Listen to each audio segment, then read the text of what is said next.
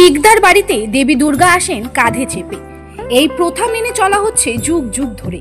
মঙ্গলবার সকালে ফালাকাটা ব্লকের জটেশ্বর নবনগরের শিকদার বাড়ির প্রতিমা কুমোরটুলি থেকে কাঁধে করে নিয়ে আসা হলো। জানা গিয়েছে পুরনো রীতি মেনেই এখনো দুর্গাপূজা হয় শিকদার বাড়ির ঠাকুর দালানে। পুজোর কয়েকটি দিন শিকদার বাড়ির সদস্যদের সঙ্গে মিশে যান পাড়া প্রতিবেশীরাও। জানা গিয়েছে পুরনো নিয়ম ও নিষ্ঠা সহকারে পুজো করা হয়। বাড়ির প্রতিমা প্রায় ৫-৬ কিলোমিটার দূর থেকে কাঁধে করে নিয়ে আসা হয়। কাঁধে করেই দশমীতে বিসর্জনও দেওয়া হয়। এলাকার প্রচুর মানুষ ওই প্রতিমা আনার দিন সামিল হন। রীতি মেনে অষ্টমীর গভীর রাতে রক্ষাকালীর পূজা করা হয়। এই পুজো যে বহু প্রাচীন তার নিদর্শন হিসেবে পুরনো পিতলের ঢাল ও তরোয়াল পুজো মণ্ডপে নিয়ম করে শোভিত হয় ইতিহাসকে সাক্ষী রাখতে।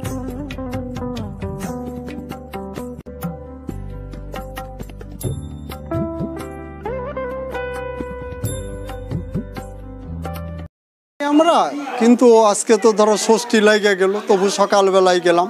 আমাদের প্রতিমাটা মূলত ঘাড়েই আসে। এটা আমরা জন্মের পরে থেকেই দেখতেছি, সমস্ত গ্রামবাসী যায়, তারা সবাই মিলে ঘাড়ে করে 4 কিলোমিটার দূরে থেকে এরা প্রতিমাটা নিয়ে আসে। এবং গ্রামের যত ছেলে বাইরে থাক, দিল্লি, কেরল, কিন্তু সবাই এই মায়ের টানে এরা কিন্তু সবাই চলে আসে এই পূজার আগে এই আমাদের গ্রামে। কারণ এরাই আনন্দ করে প্রতিমাটা আনে, গ্রামবাসীরা সবাই আনন্দ করে।